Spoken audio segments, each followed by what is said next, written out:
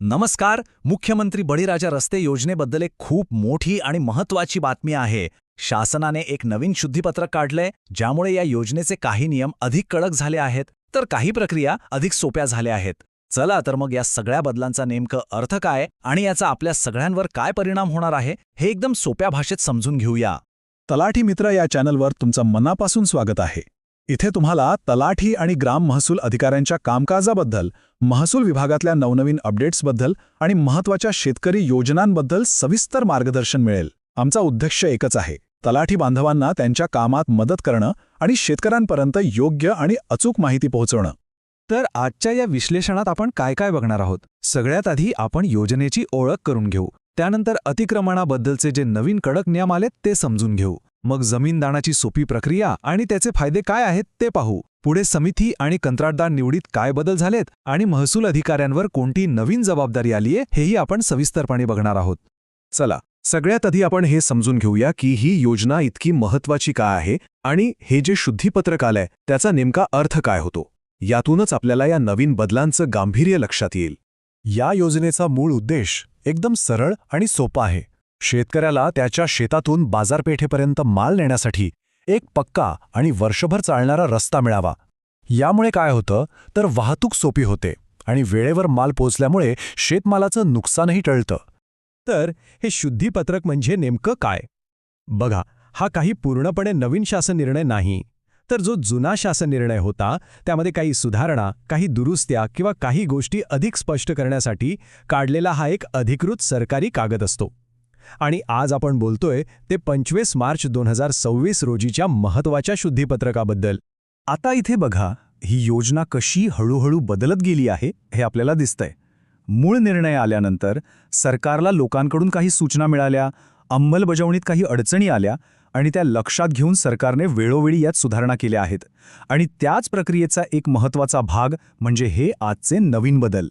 चला, आता आपण वळूया त्या मुद्द्याकडे जो तलाठी आणि शेतकरी या दोघांसाठीही अत्यंत महत्त्वाचा आहे. तो म्हणजे रस्त्यावरच्या अतिक्रमणाबद्दलचे नवीन आणि पूर्वीपेक्षा खूप जास्त कठोर नियम.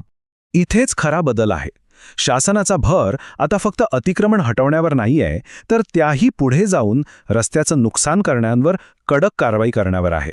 7 दिवसांची नोटीस तशीच आहे, पण त्या 7 दिवसानंतर जे होईल ते आता खूपच गंभीर असणार आहे. आणि ही कारवाई किती गंभीर आहे हे जरा बघा. जर कोणी मुद्दाम रस्त्याचं नुकसान केलं तर त्या व्यक्तीचं आधार कार्ड आणि फार्मर आयडी तब्बल 5 वर्षांसाठी ब्लॉक केलं जाईल. एवढंच नाही तर त्या व्यक्तीला कोणत्याही सरकारी योजनेचा फायदा किंवा अनुदान मिळणार नाही. हा एक खूप खूप मोठा आणि कडक निर्णय आहे, हे लक्षात घ्या. बरं, आता एका चांगल्या, एका सकारात्मक बदलाविषयी बोलूया. हा बदल शेतकऱ्यांना रस्त्यासाठी स्वखुशीने जमीन द्यायला प्रोत्साहन देण्यासाठी केला गेला आहे. या योजनेसाठी हक्क सोड पत्र किंवा ज्याला आपण दानपत्र म्हणतो, तो जमीन शासनाला देण्याचा एक कायदेशीर मार्ग आहे. आणि यातली विशेष गोष्ट म्हणजे शासनाच्या वतीनं हे दान स्वीकारण्याचा अधिकार आता थेट संबंधित गावच्या तलाठी यांनाच देण्यात आला आहे. तर मग शेतकऱ्यांसाठी सगळ्यात मोठी आनंदाची बातमी काय आहे? तर हे हक्क सोडपत्र नोंदणीकृत करण्याची संपूर्ण प्रक्रिया आता पूर्णपणे मोफत आहे. यासाठी लागणारा स्टॅम्प ड्युटी म्हणजेच मुद्रांक शुल्क आणि रजिस्ट्रेशन फी दोन्हीही पूर्णपणे माफ करण्यात आली आहे. यामागचा हेतू सरळ आहे: पैशांचा अडथळा दूर करून रस्त्यांच्या कामाला वेग द्यायचा. आता काही गोष्टी लक्षात ठेवणं खूप गरजेचं आहे. जमीन दान करणं हे ऐच्छिक आहे, कुणावरही जबरदस्ती नाही. पण एकदा दान द्यायचं ठरवलं की ते नोंदणीकृत हक्कसोड पत्रानेच करावं लागेल. तलाठी ते शासनाच्या वतीने स्वीकारतील. पण एक गोष्ट पक्की लक्षात ठेवा: एकदा नोंदणी करून दान दिलेली जमीन परत मागता येणार नाही. ही माहिती नक्कीच उपयुक्त वाटत असेल, हो ना? मग एक छोटंसं काम करा, लगेच आपल्या तलाठी मित्र चॅनलला सबस्क्राईब करा, म्हणजे असे महत्त्वाचे अपडेट्स तुमच्यापर्यंत सगळ्यात आधी पोचतील. ठीक आहे, आता पुढे जाऊया आणि बघूया की प्रशासकीय पातळीवर काय काय बदल झाले आहेत, ज्यामुळे ही योजना अधिक सोपी आणि पारदर्शक होईल. इथे बघा, प्रक्रिया किती सोपी झाली आहे. आधी प्रगतिशील शेतकऱ्यांची निवड करायची म्हणजे किती किचकट आणि लांबलचक प्रक्रिया होती. पण आता समितीचे अध्यक्ष म्हणून स्थानिक आमदारांनाच थेट अधिकार दिला आहे की त्यांनी त्यांच्या मतदारसंघातून कोणत्याही 5 शेतकऱ्यांची निवड करावी. यामुळे वेळ वाचेल आणि निर्णय लवकर होतील. कंत्राटदार निवडताना सुद्धा एक मोठा बदल केला आहे. जी लॉटरी पद्धत होती ती आता काढून टाकली आहे. आता समिती स्वतः पात्र कंत्राटदारांचं एक पॅनल बनवू शकते आणि त्यांच्यात कामाचं समान वाटप करू शकते. यामुळे कामाच्या गुणवत्तेवर आणि पारदर्शकतेवर अधिक भर दिला जाईल. आणि हो, कंत्राटदारांसाठी अजून एक महत्त्वाची अट आहे. रस्त्याच्या कामासाठी जी काही मशिनरी लागेल, जसं की JCB, रोलर, पोकलेन, ती आता भाड्याची चालणार नाही. ती त्या कंत्राटदाराच्या स्वतःच्या मालकीचीच पाहिजे. यातून खरोखर सक्षम असलेले कंत्राटदारच पुढे येतील, हा यामागचा उद्देश आहे. आता पुढचा भाग खास करून महसूल विभागात काम करणाऱ्या आपल्या अधिकाऱ्यांसाठी आहे. तुमच्या जबाबदारीत एक नवीन आणि महत्त्वाची गोष्ट जोडली गेली आहे. यातलं महत्त्वाचं काय आहे तर आता 2 जुने कायदे आहेत.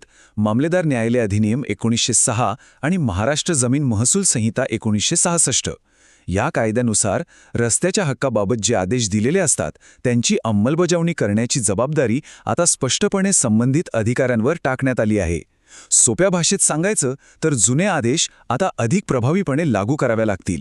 चला, तर मग आतापर्यंत आपण जे काही पाहिलं त्याचा एक झटपट आढावा घेऊया.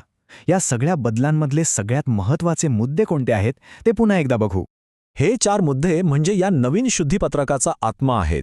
अतिक्रमणासाठी कडक शिक्षा, जमीन दानासाठी संपूर्ण फी माफी, शेतकरी निवडीचे अधिकार आमदारांना आणि कंत्राटदार निवडीतून लॉटरी पद्धत हद्दपार. हे बदल योजनेच्या अंमलबजावणीवर सगळ्यात मोठा परिणाम करणार आहेत. तर हे आहेत नवीन बदल.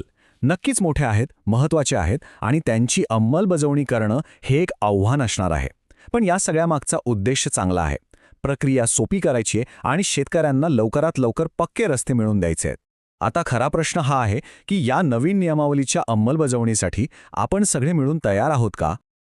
अशाच प्रकारची महत्त्वाची आणि सखोल माहिती जर तुम्हाला नियमितपणे हवी असेल तर आपल्या तलाठी मित्र चॅनलला सबस्क्राईब करायला विसरू नका.